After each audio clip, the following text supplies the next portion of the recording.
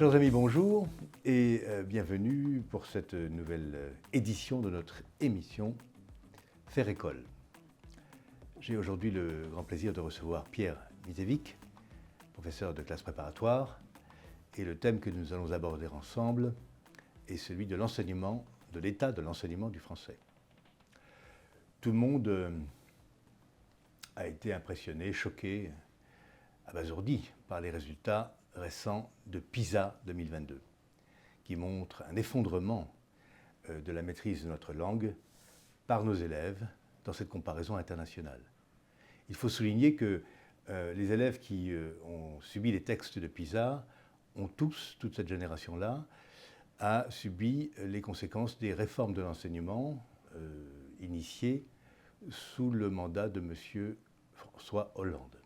Donc c'est la génération Hollande que nous avons eu le plaisir de voir, le malheur de voir s'effondrer dans cette comparaison internationale. Nous allons partir de là avec Pierre Misevic, auquel je vais demander maintenant de bien vouloir se présenter. Donc, je suis professeur, j'étais jusqu'à une date très récente professeur de lettres classiques. J'ai enseigné quelques années dans le secondaire et ensuite j'ai fait pratiquement toute ma carrière en classe préparatoire littéraire dans divers endroits, mais essentiellement dans un grand lycée parisien que je viens juste de quitter. Voilà. Parfait. Donc écoutez, ensemble, on va examiner la situation de l'enseignement du français. Donc je vais vous poser une question directe qui introduira notre échange. Que vous inspirent les résultats tout récents de PISA?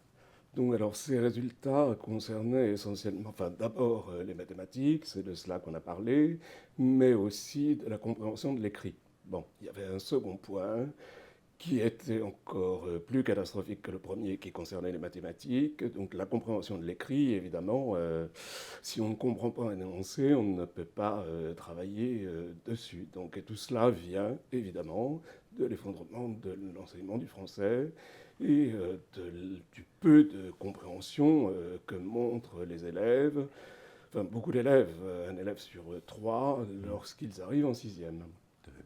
Oui, 50% des élèves de 6e ne maîtrisent pas la lecture fluide. Oui. C'est une statistique officielle. Bon, très bien. On imagine évidemment que leurs études au collège sont gravement obérées par ces lacunes, bien sûr. Et vous, comme professeur de classe prépa, avez-vous également noté à ce niveau-là, qui normalement est celui de la formation de nos futures élites, une évolution de la maîtrise de la langue? Oui, moi j'ai commencé à enseigner en classe préparatoire au milieu des années 80. J'ai constaté, donc, au lycée Louis-le-Grand, puisque j'étais professeur au lycée Louis-le-Grand, pour tout dire, certes, un recul du niveau des hippocanules lorsqu'ils arrivaient en hippocagne, donc en français d'une part, et en langues anciennes, alors en latin encore bien davantage. Donc il est certain qu'avec les années, le niveau de français a reculé, disons, pour les élèves, les étudiants les moins bons, pour les étudiants moyens aussi. Pour les meilleurs, ce n'est pas forcément le cas. Mais pour un grand nombre d'entre eux, en revanche, donc la culture littéraire, la maîtrise du français ont incontestablement reculé. Très bien. Et donc, quelles seraient, selon vous, les sources de ce recul? Les sources de ce recul remontent très loin, puisque actuellement, enfin pas seulement actuellement, depuis un certain temps, on veut tout mettre sur le dos des classes préparatoires. Or, moi, je mettrais tout plutôt sur le dos du cours préparatoire. Donc c'est là, évidemment, que tout commence. Et il ne sert à rien de se voiler la face en mettant en place une discrimination positive à partir de l'entrée en classe préparatoire. Ça, bon, ce n'est qu'un cache-misère. Si on ne permet pas à tous les élèves, dès le cours préparatoire, dès l'école primaire, en passant par le collège, puis le lycée, de faire en sorte que les élèves, partout, dans tous les établissements, sur tout le territoire, donnent le meilleur d'eux-mêmes et arrivent à entrer dans une classe préparatoire, s'ils le souhaitent, dans une excellente classe préparatoire, s'ils le souhaitent, après avoir eu, où qu'ils soient, encore une fois, d'où qu'ils viennent, le meilleur enseignement possible. Voilà. Alors revenons plutôt justement au cours préparatoire, au CP, au moment où on apprend la lecture et on apprend l'écriture, en principe, en tout cas on en aborde les rudiments. Autrefois, si j'ose dire, les élèves qui quittaient l'école primaire savaient correctement lire, écrire et compter. C'était même l'objectif principal de l'école primaire. Oui. Bon, ça n'est plus le cas d'aujourd'hui. Alors, qu'est-ce qui s'est passé, selon vous? Donc, ce qui s'est passé, et ça c'est factuel, c'est qu'on a perdu beaucoup d'heures d'enseignement de français. Donc, si l'on fait le calcul, on arrive au résultat qu'en entrant en seconde aujourd'hui, un élève a à peu près le même nombre d'heures de français qu'un élève qui, en 1975 encore, tout bon, primaire et collège compris, entrait en quatrième. Voilà, c'est-à-dire qu'en quelques décennies, on a perdu deux années d'enseignement de français, ce qui est énorme. Ah oui, c'est considérable. Ouais. Oui, dans les années 70, il y avait dans le primaire 15 heures d'enseignement du français. C'est réduit aujourd'hui à 10, voire un petit peu moins. Et ceci a été fait au prétexte que, comme le français était la langue de l'enseignement, il était inutile de l'enseigner spécialement. On faisait du français en faisant des maths, on faisait du français en faisant du sport. C'est l'idée, quoi. Hein.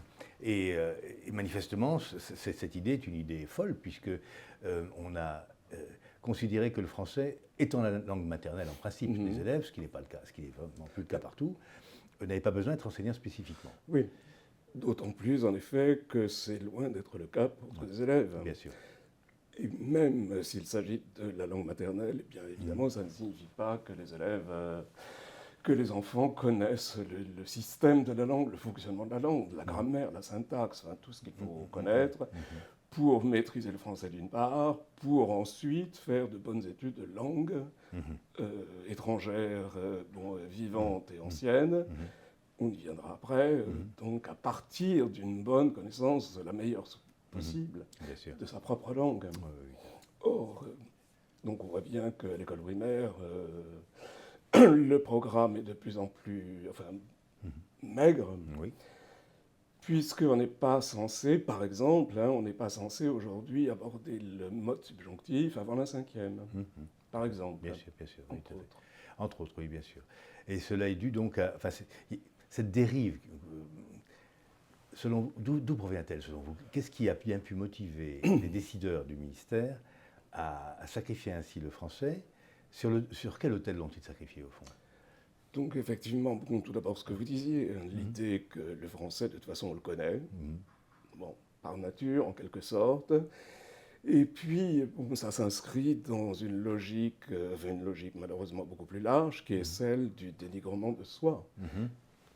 Que l'on voit aussi en cours d'histoire, bien sûr, qui se manifeste d'abord dans l'étude ou la non-étude de la langue. Dans une espèce de mépris aussi de tout ce qui concerne l'apprentissage fondamental, l'apprentissage par cœur, l'apprentissage de la grammaire. Tout cela, en quelque sorte, serait plus ou moins sale. Voilà. Ce qui est propre, c'est ce qui est ludique, c'est ce qui est vivant. Voilà. Or, les bases en français, donc en langue comme en musique, par exemple, ce sont les gammes. Les gammes, il faut les faire, il faut les apprendre, il faut se construire. Et plus tôt on se construit, plus tôt on fait ces gammes, et plus facile c'est. Bien sûr. Oui, exactement. Et avez-vous constaté, comme professeur de classe préparatoire, un effondrement de la culture générale de vos élèves? Oui, donc la culture générale, d'abord la culture littéraire, évidemment. Donc la culture littéraire, effondré, ce serait beaucoup dire, s'agissant des époquianistes en général, et surtout de ceux de grands lycées parisiens. Un recul, certes, recul de la culture littéraire, donc on connaît difficilement, à peine, donc les grands textes qui autrefois étaient connus quand on arrivait en Hippocagne. Et puis, la culture générale, bon, ça passe aussi bien sûr par la culture artistique, et la culture artistique, elle recule aussi beaucoup, qu'il s'agisse même du cinéma, qui pourtant est très à la mode Oui. dans l'enseignement secondaire. Si j'interroge sur un certain nombre de grands classiques, de grands noms parmi nos comédiens et nos comédiennes, c'est le silence quasi absolu. Ah oui, oui, c'est inquiétant. C'est assez paradoxal. Enfin, ce cinéma-là, le cinéma, les grandes heures du cinéma français, Ouais.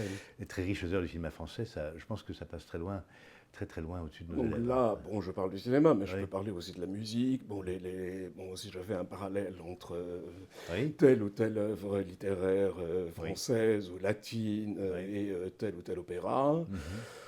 peut-être y en a-t-il un ou deux Ouais. qui se manifestent, mais pas plus. Alors qu'est-ce que vous faites dans ce cas-là lorsque vous êtes enfin, professeur devant cette ignorance? Quel est votre réflexe? Eh bien, mon réflexe, c'est de combler les lacunes, c'est tout. C'est le seul réflexe que Oui. j'estime devoir avoir. Oui, Surtout ne pas m'indigner, ça ne oui, sert absolument à oui, rien. oui, oui, c'est vrai. C'est humiliant pour rien. Oui, bien sûr. Donc, j'enseigne, Donc vous enseignez. Très bien. je comble les trous. Bon, très bien. Donc vous leur expliquez, enfin, vous leur parlez de l'opéra, vous parlez de la Oui, musique, bon, vous faites du synchronique bien sûr, autour de la je littérature. comble les trous d'abord par ma parole, et Oui. ensuite je fais écouter, bon, puisqu'on parle de musique par Oui, oui. exemple, je fais écouter les opéras en question. Bon, je sais pas si je peux, bon, si on étudie l'Énéide en cours de latin, par Oui. exemple, bon, il est évident que je vais parler de Purcell, ou surtout encore davantage de Berlioz. Bien Bon, sûr. Tout à fait. par exemple, donc je leur fais écouter. Ouais. Et c'est toujours, je dois dire, un succès. Oui, bien sûr. Mais il Ouais. faut le faire. Mais il faut le faire, Donc, ce bien qui sûr. n'a pas été fait, ce qui aurait pu être fait avant, mais Oui. enfin, l'essentiel, c'est de le faire. Bon, bien entendu. Alors justement, parlons de l'avant, c'est-à-dire de l'enseignement de la littérature, dans le second degré et au lycée en particulier. Il y a des lacunes sérieuses. Oui, il y a des lacunes sérieuses et qui commencent, encore une fois, à l'école primaire. Oui.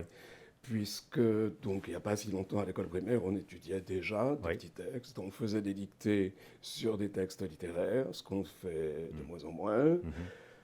Au collège, on étudie souvent des textes spécifiquement écrits pour les adolescents. Il y a diverses collections, donc adolescents. Et on étudie de moins en moins ou de plus en plus tard les textes classiques, Oui. les grands Molières, par Oui, exemple, oui, ou certains oui, Racine même, qu'on étudiait autrefois à partir de la 6e ou de la 5e. C'est ça, oui, Comme tout à fait. si c'était forcément trop difficile, C'est ça, ou oui. comme si on n'en avait rien à faire. Bon. Et qu'est-ce qui explique justement, idéologiquement, que l'on considère que ces textes sont hors de portée des collégiens, par exemple? Donc on part, me semble-t-il, bon, ça c'est mon analyse personnelle, Oui. mais enfin je crois qu'elle est assez largement partagée, Oui. on part de l'idée que ce n'est pas possible, qu'avant un certain âge en tout cas, qu'au collège en particulier, ce n'est pas possible, c'est trop difficile, que la langue du XVIIe par exemple, ou même du XVIIIe, voire du XIXe, est devenue une langue étrangère. Ce n'est pas faux, mais Oui, il appartient aux enseignants, aux professeurs, Ouais, je ouais. préfère parler des professeurs plutôt que des enseignants, Oui. il appartient aux professeurs le plus tôt possible, encore une fois, d'apprendre Bien sûr. cette langue, donc de communiquer ces textes et de faire partager une passion, Oui. un enthousiasme. Donc ça, c'est un premier point, c'est le point, disons, plutôt technique, Oui. que celui de la langue. Et puis, il y a toujours cette espèce de mépris de soi. Voilà. Ouais, c'est ça. Donc ça, c'est encore plus grave. Qui consiste en fait à baisser le niveau, à en rabattre sur le niveau, sur l'ambition. C'est ça, on rabattre sur le niveau, sur l'ambition et aussi donc à estimer que finalement la littérature française, qui est celle de notre nation, celle de notre patrimoine, de notre passé, n'est, disons, pas si importante que ça. Surtout avec des élèves qui viennent d'ailleurs. C'est ça. Or, c'est l'inverse Alors, qu'il faut faire. Exactement. Donc cette intégration, cette assimilation, c'est un terme que je préfère moi personnellement, cette assimilation, justement, elle doit passer par nos grands textes, par nos grands auteurs, qui ne sortaient pas tous de la cuisse de Jupiter, bien au contraire. Bien sûr. Donc aussi rappeler qu'il ne s'agit pas d'une culture faite pour l'élite sociale, mais d'une culture qui part de la passion pour l'art, pour la langue, pour un passé, et en même temps un passé qui éclaire un présent. C'est tout cela qu'il faut faire comprendre aux élèves. Et ce sera la même chose pour les arts. Hein. Oui, C'est-à-dire bien que, sûr. bon, moi j'utilise souvent une image, c'est-à-dire que d'où que vous veniez, et moi j'en parle à mon aise, puisque Oui. je ne viens pas d'ailleurs, mais mon père venait d'ailleurs. Oui. Bon, comme on indique. Tout est sur la table, aussi bien les grandes œuvres littéraires, les grandes œuvres picturales, les grandes œuvres lyriques, musicales, orchestrales. Tout ça est sur la table, qui est richement fournie. C'est pour vous, d'où que vous veniez, qui que vous soyez, mais il faut vous servir, et il faut vous servir avec civilité. C'est ça. Mais surtout, il faut qu'on vous le serve. C'est-à-dire qu'il faut que... Et je suis là Oui, pour vous voilà. apprendre à vous servir, à vous en servir. Ah, tout à fait, oui. Or, ce n'est pas ce que nous réalisons, en fait. En rabaissant le niveau, en essayant de se mettre au niveau des adolescents, par exemple au collège, Oui. non seulement on ne leur rend pas service, mais en fait, on les déstructure. Parce qu'ils ne peuvent pas... s'ils ne fréquentent pas les grands textes, qui sont difficiles d'accès, certes, Oui, le mais qui professeur est- effectivement structure. Si on Oui. ne les structure pas, Oui. donc à force de ne pas les structurer, Oui, oui. à force d'estimer que c'est pas si intéressant que ça, Mm. que en tout cas c'est trop difficile, qu'il y a d'autres choses à faire, eh bien effectivement on les déstructure, on ne leur permet pas de s'intégrer à une nation, c'est-à-dire à sa culture, à sa civilisation, à tout ce qu'elle a fait, à tout ce que tant d'artistes ont fait de beau. Eh bien effectivement il y a une déstructuration et il y a ce que j'appelle souvent une assignation à résidence. C'est ça, Voilà. exactement. Vous êtes né là, vous venez de là, et vous y restez. Oui, exactement. C'est-à-dire que ceux-là même qui se prétendent humanistes, Oui. par exemple, qui prétendent défendre les enfants, et en Oui. particulier les enfants qui viennent d'ailleurs, eh bien au contraire, je ne sais pas s'ils se rendent compte de ce Oui. qu'ils font, les assignent Oui. au lieu où ils sont, d'où ils viennent, les remplissent de rancœur et nourrissent la violence. Tout à fait, bien sûr. Oui, ils les enferment. C'est une sorte d'enfermement, d'assignation à résidence, vous avez raison, qui est aggravée par un phénomène qui n'est pas du tout négligeable aujourd'hui. C'est la soumission d'une partie de notre jeunesse, d'une grande partie de notre jeunesse, aux réseaux sociaux Oui. et aux écrans. Je suis en train de travailler la question et j'ai découvert ainsi qu'un élève de 8 à 12 ans passe 1650 heures par an devant un écran. Et il reçoit, il reçoit à peu près 900 heures d'enseignement. Oui. Donc la concurrence, enfin c'est un minimum ça, hein, c'est une moyenne, on imagine. Pour les 13-18 ans, on arrive à 2600 heures. C'est-à-dire, alors là, c'est 3 fois C'est énorme. ce que reçoit un lycéen en termes d'enseignement. Donc cette concurrence-là, enfin je veux dire, ça accentue le phénomène, puisque nous savons que les jeunes puisent dans les écrans toutes sortes d'informations qui concurrencent directement la chaîne du savoir et de la connaissance qu'est l'école. Et donc je pense que l'enfermement s'en trouve encore renforcé d'une certaine manière. Oui, d'autant plus d'ailleurs que les écrans interviennent beaucoup, et à mon avis beaucoup trop. C'est une illusion à l'école même. Oui. Or, l'école au sens large, est là pour apprendre aux enfants, et en particulier aux enfants qui n'ont pas chez eux une bibliothèque, Oui, bien sûr. dont le seul patrimoine est l'école. Donc de plus en plus, qu'est-ce qu'on leur apprend à l'école? Ce qu'ils connaissent déjà. Voilà. Donc, qu'est-ce qu'on leur présente? Ce qu'ils ont déjà chez eux, dans leur immeuble, dans leur cité, alors que c'est l'inverse, évidemment, qu'il faut faire. Bien L'école sûr. est là pour les amener à ce qu'ils n'ont pas, par ailleurs, Bien à ce qu'ils ne connaissent pas. Bien sûr. Mais par peur ou par démagogie, on en reste là. On reste là, c'est ça. Donc ça, je crois que c'est vraiment l'essentiel. C'est essentiel, oui, tout à fait, oui.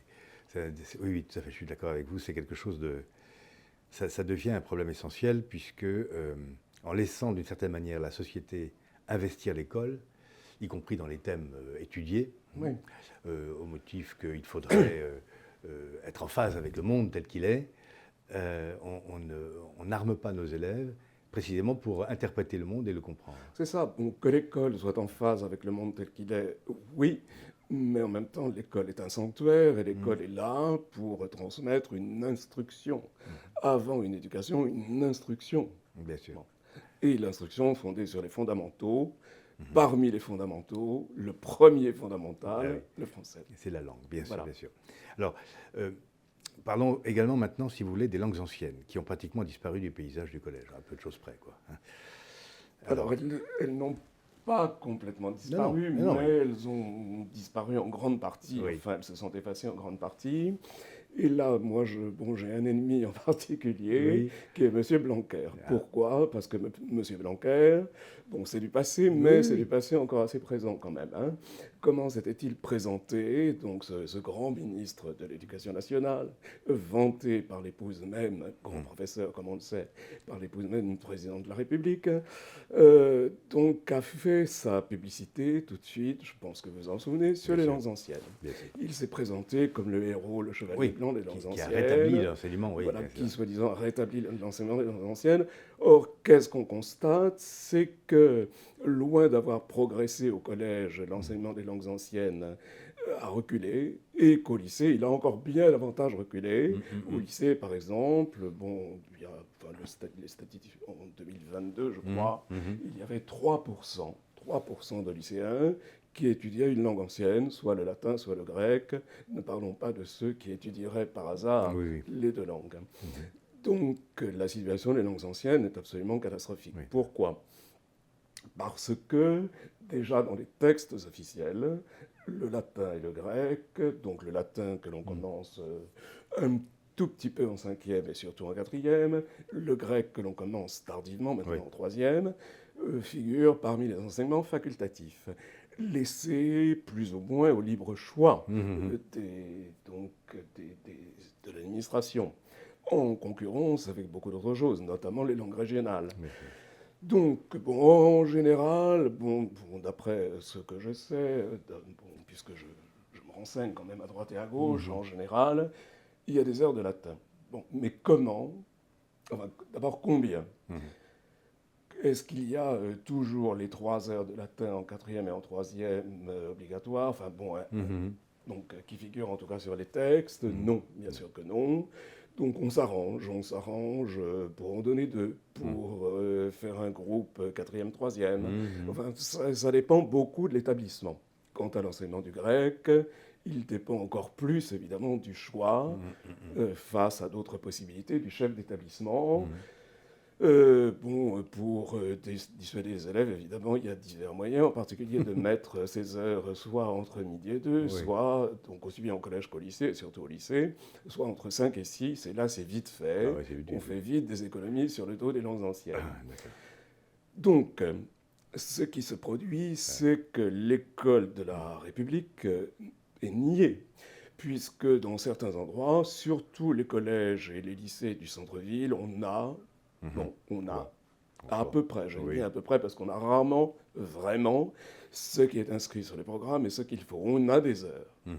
Mais dans de petits collèges ou dans des collèges réputés n'ayant pas besoin, où les élèves sont réputés n'ayant pas besoin, ne pouvant pas, a priori, apprendre le latin ou le grec, il y a très peu d'heures ou pas du tout. Donc il y a une grande inégalité entre les divers établissements sur l'ensemble du territoire national.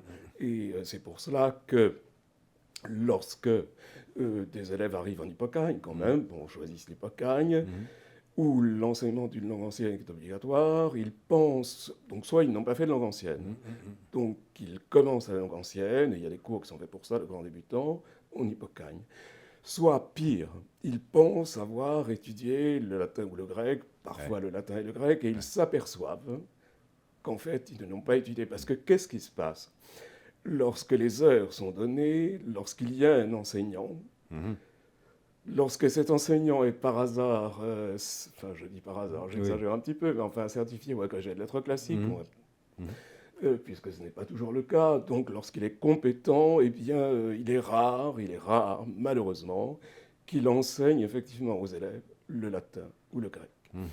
Il y a de la culture antique, mais on s'aperçoit que même cette culture antique est enseignée, on ne sait pas comment. Et quant à la langue, justement, l'apprentissage du latin en particulier, d'abord, c'est le choix majoritaire, eh bien, cette langue n'est pas enseignée. Pourquoi ? Parce qu'on a peur de perdre les élèves, d'abord. parce que parfois le professeur lui-même, il faut dire les choses comme elles sont, Mhm.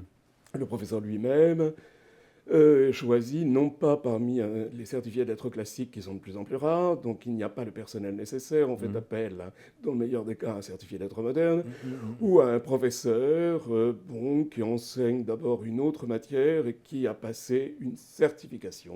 une certification de langue ancienne, Oui. qui est un petit entretien d'une demi-heure où la langue est traitée comme la dernière roue, la cinquième roue du carrosse. Donc tout cela fait que le latin, même quand la façade est là, quand les heures sont données, le latin n'est pas enseigné. Très bien. Sauf parfois, pas forcément dans les plus grands lycées, parfois il y a un professeur merveilleux, et ça j'ai souvent connu le cas, dans un tout petit lycée, de n'importe où en France, qui fait son travail avec passion, avec enthousiasme, et arrive un élève qui connaît ses déclinaisons, ses conjugaisons, qui connaît un peu de vocabulaire, qui connaît les plus grands auteurs latins ou grecs, et qui peut déjà traduire des petits textes et donc réfléchir. Parce qu'évidemment, connaître la langue, pouvoir traduire, c'est pouvoir ensuite commenter, réfléchir, mais si on est bloqué, encore une fois, si on ne sait pas faire ses gammes, si on n'a pas fait ses gammes, eh bien on est bloqué, donc on est désespéré, et on est tenté d'abandonner. Et on abandonne, bien sûr. Oui, Donc la situation, elle est catastrophique, et pour revenir à mon point de départ, malgré, ou peut-être à cause de l'imposture, j'ose le dire, qu'a représenté ce ministre. Oui, c'est-à-dire qu'en fait, Jean-Michel Blanquer, pour revenir à ce point particulier, en arrivant, a claironné qu'il allait rétablir les enseignements supprimés par Mme Vallaud-Belkacem et M. Hamon au collège. Donc, qui était passé aux épis. Voilà, c'est ça, très bien. Sauf que le mal était fait, puisque les structures ayant été fermées, les enseignements se sont effondrés en termes de demande, de demande des élèves et des familles. Et il s'en est suivi également que le nombre de professeurs de lettres classiques recrutés par l'administration a diminué de manière drastique. Au concours, je ne sais plus combien il y en a. Enfin, alors au concours, il y en a chaque année moins. Il y a un nombre de postes à peu près stable ces dernières années, mais il y a beaucoup moins d'admis finalement que de postes proposés. Une quarantaine donc l'année dernière pour 130 et quelques postes. Incroyable, d'accord. 40 admis pour 130 postes ouverts. Oui, donc en fait, il y a très peu, comparativement aux années précédentes, même il y a encore une décennie, il y a très peu de candidats. Il y a très peu, surtout, de candidats valables, donc qui soient capables de faire une petite version, je parle du CAPES là. Donc le niveau de l'agrégation s'est maintenu, mais le niveau un certain nombre d'agrégés n'enseignent pas. Ensuite. Moi, par exemple, mes meilleurs élèves en thème latin font tout à fait autre chose que l'enseignement. Ils l'auraient fait autrefois. Mais aujourd'hui, ils ont fait du thème latin, ça les a formés, ça les a structurés encore davantage, mais ils ont fait l'ENA. C'est ça. Bon. Donc, par exemple, pour les lettres classiques, donc, avec une barre d'admission à 8, systématiquement à 8. D'ailleurs, c'est assez bizarre. La barre d'admission est de 8 dans toutes les matières. Oui, mais c'est pas très brillant. On trouve 8, comme si c'était un mot d'ordre. Donc, pour les lettres classiques, en 2023, 134 postes, 133 inscrits, 66 classés à l'écrit. Vous voyez la déperdition. 47 admissibles, 41 admis. Ah oui, c'est catastrophique. Sur 134 postes, 41 admis. Donc déjà, on n'a pas le personnel suffisant. Donc on va demander à des certifiés ou à des agrégés, dans le meilleur des cas, de lettres modernes qui ont fait du latin, voire du grec, d'enseigner la langue ancienne. Ils peuvent le faire plus ou moins bien. Si le CAPES de lettres classiques existe, la branche lettres classiques en tout cas maintenant, ce n'est pas pour rien. Donc ils le font comme ils le peuvent. Mais ça, c'est le meilleur des cas encore. Bien sûr, il y a le cas, certification, ou même pas d'ailleurs, certification. Donc tout existe, c'est cela. On estime, ce n'est pas seulement le cas pour le latin et le grec, mais en particulier pour le latin et le grec, on estime que la débrouille, Oui, c'est voilà, ça. Oui, c'est ça. vont enseignant. Oui, on s'arrangera avec la On s'arrange. culture antique, par exemple, ça C'est fera bien ça, l'affaire. donc Ouais, la d'accord. culture antique, mais Oui. encore une fois, même la culture antique qui exclut l'apprentissage de la langue, Oui, oui. comment peut-on faire d'ailleurs de la culture antique si on n'a pas de contact Oui. avec le texte lui-même? Oui, oui. Eh bien, cette culture antique ne passe pas Oui, non plus. non, Et c'est- je parle là vraiment après des années d'expérience. Oui, bien sûr, oui, oui, d'accord. Oui, la culture antique, c'est Je du... parle de ce que je connais. Oui, oui. C'est-à-dire que, arrivé en Hippocagne, si je demande, qui était Hannibal, qui était le grand ennemi de César, enfin bon, des choses basiques, Oui, oui. c'est le grand silence, encore plus que pour l'opéra. Voilà. Donc D'accord. je Oui, oui. ne m'aime pas plus que ça, enfin je ne le montre pas en tout cas, et on apprend. Et justement, parce que moi je continue sur ma lancée, J'en prie, bien sûr. ces élèves qui s'aperçoivent qu'ils n'ont pas appris ce qu'on leur disait, qu'on leur apprenait, qui comprennent plus ou moins qu'ils ont été victimes d'un massacre. Alors là, il y a deux réactions possibles. Soit ils restent sur leur désespoir, je ne l'ai pas fait, je n'ai pas appris. Soit, et évidemment, bon, ça c'est merveilleux quand on est témoin, comme je l'ai été tant de fois pendant tant d'années, soit ils comprennent qu'ils ont la chance d'avancer maintenant s'ils prennent le train. Voilà. Oui. Et s'ils suivent les indications du professeur qui est censé savoir ce qu'il leur faut, et là, ça donne des merveilles. Bien sûr. Ce qui fait qu'on s'aperçoit qu'ils ont été effectivement massacrés parce qu'ils ont été laissés en jachère pendant tant d'années. Ce que je dis là vaut en particulier de façon spectaculaire pour les langues anciennes, mais ça vaut aussi pour le français. Bien sûr, c'est ça. Or, entre latin, grec et français, entre français et latin, grec, il y a évidemment un va-et-vient continu. Oui. Alors, selon vous, que faudrait-il faire? Parce qu'il y a des systèmes éducatifs proches du nôtre, comparables au nôtre en tout cas, qui n'offrent pas du tout l'étude des langues anciennes dans le système, enfin, dans l'enseignement scolaire. Donc il y a des endroits, effectivement, où l'enseignement des langues anciennes n'est pas offert. Il débute après le baccalauréat. Voilà, donc tout cela, et encore une fois, ça vient d'un a priori, la responsabilité incombe souvent au chef d'établissement et à l'équipe administrative, voire aux enseignants parfois, mais on estime qu'il y a des choses plus importantes. On estime que les élèves qui ont un certain profil dans tel collège en particulier n'en ont pas besoin, que c'est pas pour eux, que c'est élitiste et qu'ils ont d'autres choses à faire, mais non justement, non. Parce que autour de cette langue ancienne, qui est au fondement de notre culture, enfin, je ne vais pas redire ce que tout le monde sait, au fondement de notre culture, de notre langue d'abord, eh bien, l'assimilation, l'intégration dont nous parlions tout à l'heure, aussi bien par le français que par la culture artistique, eh bien, elle se fonde aussi là-dessus. Et le latin, c'est une langue que tous peuvent commencer, donc au même moment, en cinquième un petit peu, en quatrième surtout. Voilà, ils sont à donc, c'est-à-dire qu'en fait, dans les réseaux d'éducation prioritaire, c'est surtout là qu'il faudrait faire du latin dès la quatrième. Mais bien sûr, c'est partout évidemment, fait partout, mais en particulier là où nos démagogues nous disent que ce n'est pas utile. Alors, il y a eu des discours qui allaient contre cette idée-là, et encore assez récemment, donc Blanquer, juste au moment où il devait partir d'ailleurs, mais ça, commençait même là, en sixième, mais ça n'a pas été suivi des faits. En fait, il s'agit toujours d'une vague culture antique, sans justement ce qu'apporte d'abord la langue ancienne, c'est-à-dire, et par la pratique de la traduction, de la vraie traduction, et pas de la traduction avec le texte traduit à côté, bien sûr.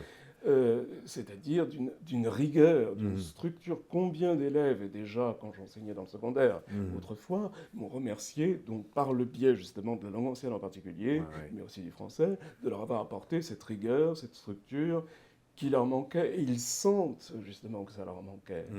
Donc il faut leur apporter, peut-être avec un peu de, au départ, de rigueur et rigidité, peut-être avec un peu de rigidité, quitte à lâcher un peu de lest donc, au long de l'année. Ils en ont besoin. Oui, et nous sommes là pour ça. Tout à fait, bien entendu. Alors, nous allons changer de sujet, nous allons parler des classes prépa. Enfin, c'est pas vraiment changer de sujet, mais C'est pas bon, vraiment changer de sujet. c'est pas vraiment. Donc, Plaçons, pour pardon, conclure sur les oui, langues anciennes, oui, si vous allez-y. me permettez, Oui, je vous en prie. donc moi, ce que je proposerais, si Oui, oui, oui, bon, bien si sûr. je vais honnête, Mhm. c'est bon, d'abord évidemment de refaire des professeurs de lettres classiques, Oui. de vrais professeurs de lettres classiques, parce que c'est un cercle vicieux Bien qui sûr, peut bien devenir sûr. un cercle vertueux. Donc de refaire des professeurs de lettres classiques, mettre des professeurs de lettres classiques partout, dans tous les collèges, dans tous les lycées. Et bon, ça, je le martellerai si je Donc ça pouvais être signifie, entendu, ouais. sur tout le territoire national, Oui, oui. quel que soit le collège, même le plus petit collège de notre territoire, Ouais, ouais. qu'il y ait le nombre d'heures C'est ça. voulues et Voilà. le même Et donc, partout, avec de vrais professeurs d'accord. partout. Et pas sur un mode facultatif, donc ça Pas devrait être sur un, obligatoire. enfin, Parce que sans ça, ce sera... avec une ouais. initiation Oui, obligatoire, et oui. ensuite... Alors, donc ça, c'est la question, doit-on imposer l'enseignement du latin? Bon, peut-être jusqu'à un certain niveau, Mhm. et puis après, donc, il y a quand même un choix, mais il faut en offrir la possibilité, donc, et que cette possibilité soit offerte par des professeurs qui savent de quoi ils Oui, bien parlent, sûr, bien sûr. et qui, si possible, soient D'accord. passionnés, enthousiastes. Donc l'idée, ce serait de rendre obligatoire l'enseignement du latin et du grec, ou du grec, enfin, c'est à préciser ça, dès la 4e, à peu près jusqu'à la seconde incluse. Du moins la première Ouais. approche, donc Ouais. puisque l'enseignement du latin, sauf exception rarissime, commence donc en 5e avec une initiation, Mhm.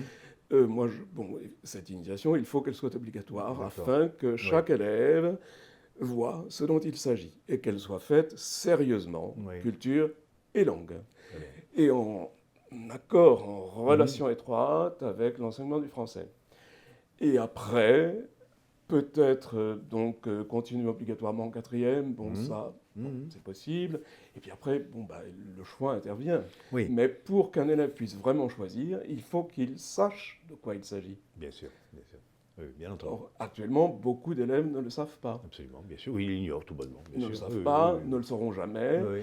ou bien commenceront encore une fois, s'ils se destinent aux études littéraires, Mhm. et faire des études littéraires sans langues anciennes, ça me paraît quasiment impossible et paradoxal en tout cas. S'ils commencent en classe préparatoire, c'est déjà très tard. Bon, c'est pas trop tard, selon les cas, mais c'est très tard. Pourquoi gâcher tellement de temps, D'accord. Oui, vous tellement avez- de temps, alors que ça peut donner tellement de plaisir. Oui, bien entendu. Oui, en plus, oui, oui, bien sûr. Parce que, oui, Bon, donc, oui, parce que je me souviens de Najat Vallaud-Belkacem Oui. qui avait déclaré les langues anciennes, je la cite, c'est pas sexy. Moi, à l'époque, je me souviens, je montrais aux élèves que c'était Très sexy, Ils en oui. étaient d'ailleurs assez rapidement persuadés. Oui. Et sexy dans tous les sens du terme, Oui, parce oui. qu'on peut aussi choisir des textes, Oui, c'est un petit peu, voilà, oui, bien des sûr. textes de plaisir, et la langue ancienne, c'est ça. C'est ça. Le latin, et peut-être plus encore le grec. Voilà, il faut savoir tout ça. Oui, Bon, bien sûr. c'est du plaisir, c'est de la contrainte, c'est sûr, c'est de la rigueur, parfois au début avec un petit forceps, mais c'est du plaisir. Oui, bien sûr, oui, oui. Mais c'est ce que vous disiez à propos de la musique. Il faut faire ses gammes, il faut apprendre les liaisons. Quand il faut on arrive apprendre à traduire un les petit conjugaisons. texte, Oui. un petit texte, mais il faut l'être très progressivement, comme quand on arrive à jouer un petit morceau, quel que soit l'instrument, là, c'est non seulement du plaisir, mais on est fier de soi. Bien Or, sûr. qu'est-ce que nous devons redonner aux élèves? Justement, ils l'ont souvent perdu, du fait de la démagogie, à mon sens. C'est la fierté de La soi. fierté, oui, c'est ça. C'est voir que voilà, je peux progresser, et je peux progresser dans un domaine où on m'a dit que ce n'est pas pour moi. Encore une fois, l'assignation à résidence, et moi, encore une fois, j'en parle, et j'en parle avec peut-être passion. Mais oui, bien J'en sûr. parle avec passion, parce que moi, je viens d'une banlieue réputée aujourd'hui difficile, qui était beaucoup moins difficile à l'époque, d'un lycée, pour te dire, c'était Aubervilliers, où il y avait de merveilleux professeurs, et j'ai été lauréat du concours général, où j'ai fait toutes mes études, aussi bien au lycée d'Aubervilliers, où on avait tout, le latin, le grec, le russe, l'italien, tout, absolument tout, je ne pense pas que ce soit la même chose aujourd'hui, et un conservatoire. Ah, Un conservatoire où, là, justement, j'ai fait mes gammes. Donc, c'est... Voilà, tout ce que je suis, ce que j'ai été, tout vient de là. c'est ça. Et je dois dire, je dois rendre justice aussi Bien sûr. voilà, à ceux qui ne sont pas forcément, enfin pas du tout nos amis aujourd'hui, mais qu'il faut rendre hommage, que c'était une municipalité communiste, Oui, bien sûr. avec un certain Jacques Ralit, Ah oui. qui a fait des choses merveilleuses, qui a créé ce lycée, qui n'existait pas autrefois à Aubervilliers, avant 68, et qui a créé ce conservatoire, en même temps qu'un théâtre où il y avait évidemment beaucoup de Brecht. Oui, Mais enfin, oui, un c'est théâtre très bien où Brecht. on pouvait aussi assister à des représentations de Racine, de Corneille, de Molière, voilà. Ouais. Tout ce qui aujourd'hui est mis de côté Oui, tout à fait, bien sûr. ou défiguré par la mode wokiste. Brecht, quand il parlait dit Klassiker, en fait, pensez à Marx, Engels, notamment. Mais parce que chacun ses classiques. Hein. Voilà. Mais vous avez raison. C'est de l'époque où la gauche croyait encore en l'ascenseur social par le mérite scolaire. Bien sûr, par la méritocratie. Bon, tout ce que nous disons ici, Oui, ça revient à quoi? À la méritocratie, à une Mmh. école, une école pour tous, de l'excellence, offerte à tous. Évidemment, tous ne feront pas une classe préparatoire, c'est bien évident. Bon, Oui. je ne mets pas... C'est pas nécessaire, de toute façon. Non. C'est bien évident, mais que l'excellence, elle soit au lycée professionnel, elle soit BTS, elle soit partout l'apprentissage, et qu'elle soit évidemment, bon, au collège, enfin à l'école primaire, au collège, au lycée, en classe préparatoire, Oui, pour tout à fait, vraiment oui. que ça soit possible pour tous. Exactement. Voilà. Et pour la gauche aujourd'hui, le mot mérite est un gros mot. C'est une grossièreté, c'est un marqueur. C'est l'élite. Voilà, c'est l'élite. Sauf que, par exemple, pour revenir toujours à l'exemple que je connais le mieux, celui des classes préparatoires, qu'elles soient littéraires ou scientifiques, comment y entre-t-on? Donc on dit c'est élitiste, oui c'est élitiste. Comment survit un pays comme le nôtre sans élite? Bien sûr qu'il faut créer une élite. Mais comment entre-t-on dans une classe préparatoire? Bon, par l'élitisme, non pas du portefeuille, non pas des relations que peuvent avoir les parents, mais par l'élite, pour reprendre le terme, du bulletin scolaire. Bon, que ce soit Parcoursup, même si les bulletins scolaires sont très difficiles à lire aujourd'hui sur Parcoursup, on le sait, mais enfin, bon, ce qu'on peut encore démêler sur un bulletin scolaire, bon, c'est cela qui permet d'entrer en classe préparatoire. Ce n'est pas l'argent. Or, si, comme certains le veulent, les classes préparatoires sont effacées, disparaissent, qu'est-ce qui les remplace? Un autre élitisme, qui est l'élitisme, donc il serait paradoxalement provoqué par ceux-là même qui, chaque jour, donc, clament contre l'élitisme. Eh bien, ce sera l'élitisme de l'argent, soit en France, soit dans beaucoup de grands établissements, au Canada, aux États-Unis, en Angleterre, où on paye très cher. Bien sûr. Moi, quand aux États-Unis, j'explique ce que c'est qu'une classe préparatoire, parce que, bon, évidemment, ils ne le savent pas, donc ils sont très intéressés, bon... parfois émerveillé parce que je raconte. Mais la question qui vient finalement, c'est alors combien ça coûte en match? Et quand j'ai dit mais c'est gratuit, je suis sûr qu'ils tombent sur leur chaise. Ils n'en reviennent, ils ne peuvent pas le croire. Oui, bien sûr. C'est intéressant. Oui, tout à fait. Oui, enfin, donc les classes préparatoires demeurent le principal fond vecteur de la reproduction, enfin de la production d'une élite sur la base du mérite. Attention, pas de la reproduction. Non, mais c'était un lapsus parce que je pensais à Bourdieu, donc monsieur. Oui, bien sûr, évidemment. Enfin, bon, il en a été le produit lui-même. Mais exactement, parfaitement. Non. De la Bon. production d'une élite pour la nation sur le fondement du travail scolaire, du mérite scolaire. Sur le fondement du mérite, du travail scolaire accompli dans les années précédentes. Oui, c'est ça. Encore faut-il, j'insiste beaucoup là-dessus. Ma mère était institutrice, donc pour moi, ça compte beaucoup. Oui, hein, sûr, oui. Encore faut-il leur avoir permis, dès le cours préparatoire et pas la classe préparatoire, de donner le meilleur d'eux-mêmes. Ce n'est absolument pas le cas aujourd'hui. Bon. Donc, moi, je suis absolument opposé à la discrimination positive, qui est une discrimination, quoi qu'il en soit, qui est un cache-misère, qui est une aumône offerte par les dames patronesses d'aujourd'hui. Elles se reconnaîtront. Voilà. Donc non, il faut faire en sorte qu'arriver au bac, avec un vrai bac, et pas le bac d'aujourd'hui, eh bien, ces élèves aient tous donné, chacun dans son domaine, le meilleur d'eux-mêmes. Et s'ils souhaitent faire une classe préparatoire, qu'ils le fassent sur présentation du dossier scolaire. Les classes préparatoires sont des classes d'élite, oui, et heureusement. Maintenant, il y a des classes préparatoires donc, où le travail est plus ou moins difficile, donc la demande est plus ou moins... Bon, oui, les exigences sont plus ou moins élevées, et ça c'est très bien. Donc dans certaines classes préparatoires, bon, les plus grandes, de nos grandes villes, on le sait bien, les exigences sont très élevées. Dans d'autres classes préparatoires, elles le sont moins, ce qui ne signifie pas qu'on ne travaille pas, et qu'on n'ait pas de débouchés. Donc d'abord, on travaille pour le concours de l'École normale supérieure. Ça, c'est le point de mire, si vous Bien voulez. sûr. Mais cela permet aussi de passer d'autres concours. Mhm. Des concours, en particulier aujourd'hui l'école de commerce, qui sont très accessibles Oui, tout à fait. donc aux élèves de classe préparatoire littéraire. Mhm. Il y a beaucoup de succès, Oui, oui. beaucoup de satisfaction. Oui, c'est vrai, c'est vrai. Donc les classes préparatoires, quel que soit leur profil, disons, quels que soient leurs effectifs, je rappelle qu'à M. Guerrero, bon le pauvre, on Oui. n'en parle plus, mais enfin, Mhm. 48, c'était un maximum. Oui, oui, c'est sûr. Ce n'était pas une exigence pour toutes les classes.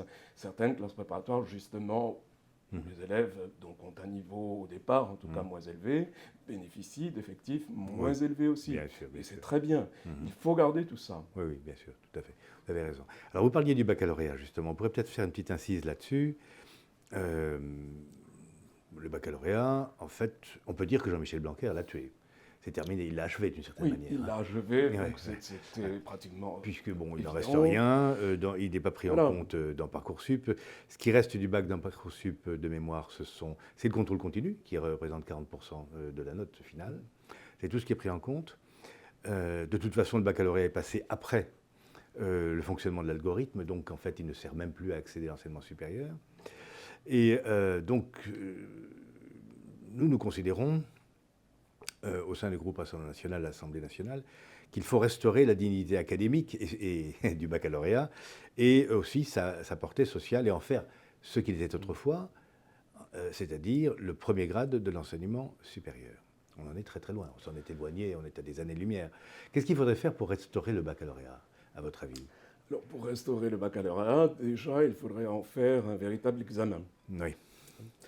Un véritable examen et supprimer le contrôle continu. C'est ça, c'est ça. Qui est une L'examen injustice. terminal en juin, Voilà, bon, d'accord. un véritable examen terminal, supprimer le contrôle continu qui ouvre à tous les Oui. excès, Oui. à toutes les injustices. Toutes les il faut démagogies dire. aussi, oui, bien sûr. Ouais, Donc déjà, moi je pense qu'il faudrait parler d'abord du brevet, Ah bah. dont il faudrait refaire le premier véritable examen, et même avant le brevet. Oui. Moi, ce que je ferais, si j'avais un pouvoir, c'est établir un certificat d'études primaires, qui serait un premier petit examen auquel seraient confrontés des élèves de 11 ans. Voilà. Et ça serait une très bonne chose.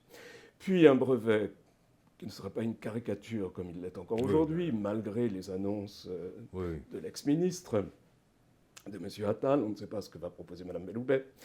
Et puis, on arrive au bac, et évidemment, un examen d'importance, qui soit un véritable examen terminal, donc avec des épreuves, et sans, encore une fois, est-ce qu'il faut garder une part de contrôle continu? En tout cas, une part minime. Hein, mais même cette part minime ouvre la voie à toutes les possibilités d'injustice, de tricherie, etc., d'injustice entre les établissements. Voilà. Donc, établir un véritable examen exigeant, qui, évidemment, ne donnera plus 95% de succès chaque année. Pendant quelques années, les résultats vont chuter sérieusement, c'est voilà. sûr. Oui. Mais ça, c'est normal. Oui, sinon, autant le donner dans une pochette surprise. Tout à fait. Si c'est pour faire 95% obligatoirement de bacheliers chaque année et s'émouvoir lorsqu'on n'en a que 93%, c'est vraiment pas la peine. Non, 65, 70% à mon avis maximum serait un taux tout à fait normal. Les autres redoublent, ils le repassent, c'est tout. Hein. Oui, tout à fait. Ce que vous dites fait écho au projet de Marine Le Pen pour l'éducation, qui est le suivant. C'est un système en escalier, plutôt qu'en ascenseur, c'est un escalier social.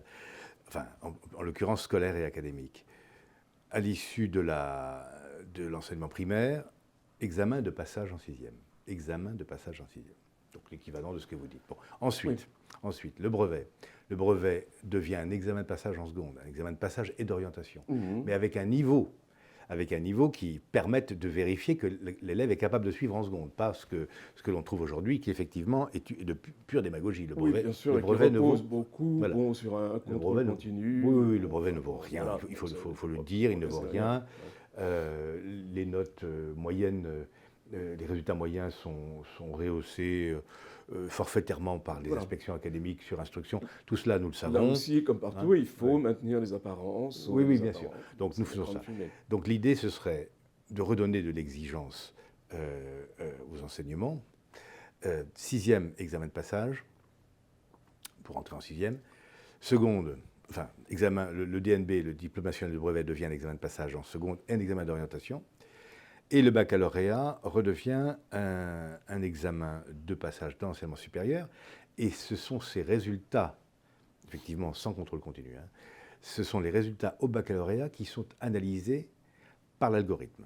Ce qui signifie qu'il faudra changer. Bon, j'ai déposé une proposition de loi sur la réforme précisément de l'accès à l'enseignement supérieur qui prévoit cela. Oui, puisqu'il faut que les dossiers soient examinés après le passage de l'examen. Oui, bien sûr. Donc ça, on change le calendrier, mais enfin franchement, ça c'est de la technique. Oui. C'est pas de la politique. La politique, c'est de faire en sorte que le baccalauréat soit le principal critère d'orientation vers le supérieur. Alors, je me permettrai mais je vous en prie. Une petite nuance quand même tempérée par le bulletin scolaire, le bulletin scolaire honnête, parce que on le sait, même les meilleurs élèves peuvent avoir un trou noir le jour de l'examen.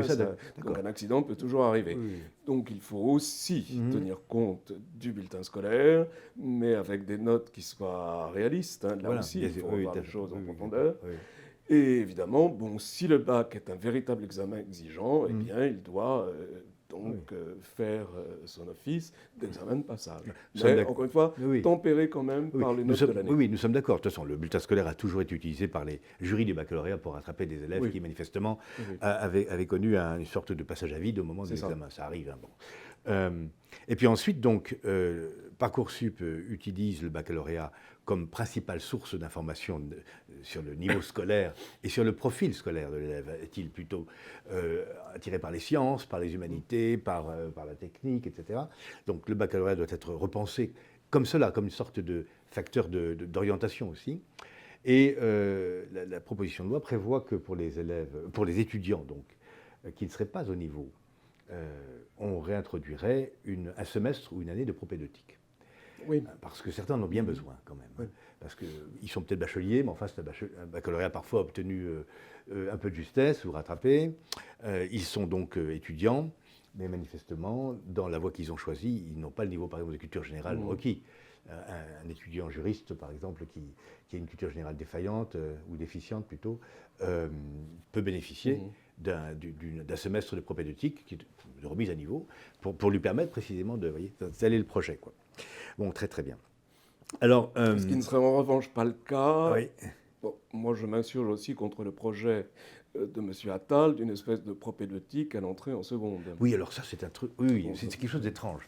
Il n'a pas précisé son idée, peut-être que Mme Belloubet le fera, mais donc grosso modo c'est une sorte de seconde pour des élèves qui n'ont pas le niveau de seconde, c'est ça? Voilà, c'est ça. C'est encore retardé l'orientation, le choix. Non, si l'enseignement au collège a été bien fait, et donc la réforme doit permettre de bien le faire, il n'y a pas besoin de cette année une seconde bis, quoi.